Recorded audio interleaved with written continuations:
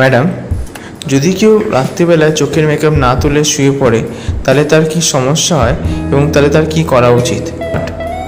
সারাদিন eye makeup থাকা অবস্থায় যখন ক্লান্ত হয়ে বাড়ি ফিরছেন তখন আই মেকআপটা না তুলেই শুয়ে পড়ছেন, এটা কিন্তু আপনার চোখের জন্য মারাত্মক ক্ষতি হতে পারে।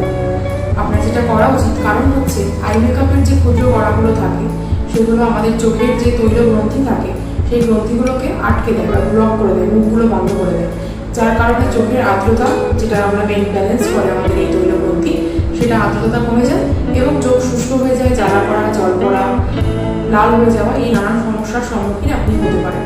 তাই অবশ্যই রোজ রাত্রিবেলা শোয়ার আগে আই মেকআপ রিমুভ করুন। এবং যদি আপনি কন্ট্যাক্ট লেন্স ব্যবহারকারী হয়ে থাকেন তাহলে তো অতি অবশ্যই কন্ট্যাক্ট লেন্স খুলে নিয়ে আই মেকআপ রিমুভ করে তারপরেই আপনি বা যাবতীয় যা অন্যান্য কাজ করবেন। এই সামান্য একটি নিয়ম করে, রুটিন করে যদি আপনি কাজটি করতে পারেন তাহলে কিন্তু আপনার চোখ এমনি ভালো থাকবে।